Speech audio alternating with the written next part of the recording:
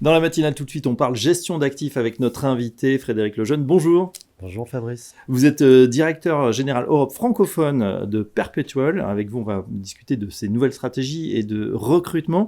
Tout d'abord, un petit mot justement, présentez-nous Perpetual.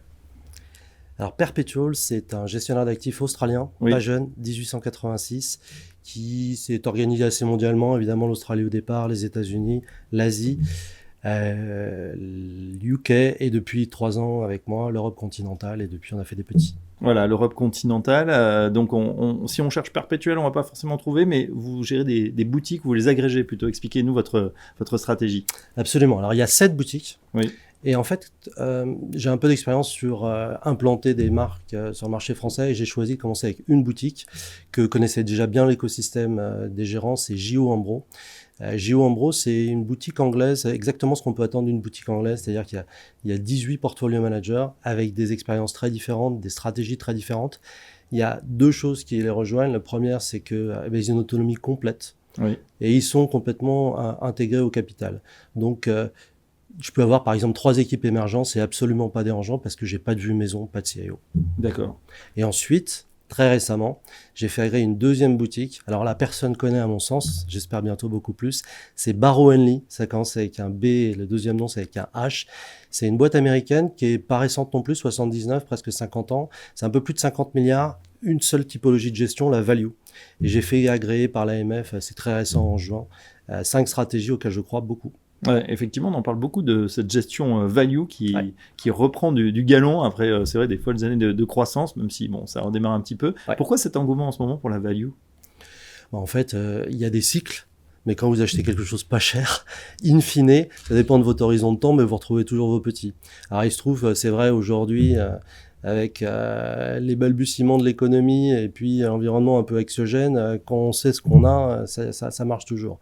Et en particulier, je pense que la value est intéressante sur la partie mid-cap. Nous, dans les 5 fonds que j'ai fait agréer, on a lancé un fonds US mid-cap. C'est très récent, c'est juin 2025. On a déjà levé 70 millions. Je dis à nos investisseurs et clients, venez me voir. On fait des frais de gestion très réduits la première année. Oui. C'est pas forcément un mauvais timing. D'accord. Bon, frais de gestion, c'est vrai que ça peut attirer, mais c'est surtout ensuite, on va regarder aussi les performances, le track record, comme on dit, sur ces valeurs, enfin plutôt cette gestion un peu exotique, entre guillemets. C'est vrai que, bon, peut-être un gestionnaire, il a plutôt envie de faire confiance à des noms connus. Comment on tire son épingle du jeu dans ces conditions ? C'est assez vrai, mais aujourd'hui, il y a 2 types. Dans l'écosystème, il y a des opposés. Il y a les très gros. On cherche pas à se battre avec eux.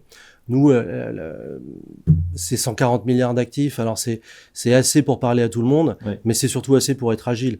J.O. Hambro, c'est 20 milliards. Barrow Henley, c'est 50 milliards. On cherche pas à répliquer ce qui existe chez les très grands pas chers. On cherche à faire des choses où il y a toujours on essaye toujours de faire l'alpha et de faire des choses différenciantes. On s'était vu il y a pas très longtemps. J'ai commencé il y a 3 ans avec une stratégie auquel je crois énormément avec Bertrand Lecourt sur l'eau et les déchets. Aujourd'hui, on a parlé du US Mid Cap et puis je vais faire des choses encore différentes. Par exemple, moi, dans les 2 dernières maisons où j'ai travaillé, que ce soit chez Robeco ou chez Aberdeen, les marchés émergents, on a une dimension, ce qu'on appelle bottom-up, on va chercher les meilleures sociétés. Moi, j'ai un fonds qui fait 2 milliards, il va avoir une stratégie complètement différente, il va avoir une approche macro. Il va aller chercher les 6-7 pays dans l'environnement emerging auquel il croit beaucoup, et à l'intérieur de ces pays, il va aller chercher évidemment les sociétés qui opèrent dans ce pays et qui sont les plus performantes selon eux. Bon, des fois on retrouve les mêmes, effectivement, mais l'approche est complètement différente. La suite, justement, Frédéric, de Perpetual, ça va être quoi ? On continue comme ça à ajouter les noms et à trouver des pépites au niveau international ? C'est l'idée, mais ça, c'est les clients qui vont décider. Nous, on a un engagement fort de ma maison. On vient de recruter quelqu'un de très senior, Martha Oudo. Je suis hyper content qu'elle nous ait rejoint et je pense que ça va nous aider à nous développer, à nous structurer. J'ai fait agréer il y a quelques mois, comme je vous l'ai dit, à Barrow Henley, une autre boutique de gestion. En fonction du succès qu'on va rencontrer, on continuera à se développer sur ce marché français et francophone. C'est mon souhait le plus fort. Ouais, on termine avec justement vos clients. C'est qui les groupements de CGP, les CGP, les family office ? Alors moi je suis agnostique, tous ceux qui veulent venir acheter nos fonds sont les bienvenus, mais effectivement il y a un principe de réalité, c'est qu'aujourd'hui on va plutôt aller sur un secteur de la distribution, donc comme vous l'avez dit, les banques, les assureurs, l'écosystème de la multigestion qui est pas toujours évident avec Value for Money, mais aussi bien évidemment les CGP, les groupements de CGP. Cet écosystème change, on essaie de l'accompagner. Et ben voilà, on en sait un petit peu plus sur Perpetual. Frédéric Lejeune, merci. Je rappelle que vous êtes directeur général de l'Europe francophone et à très bientôt dans la matinale. Merci mille fois, à bientôt.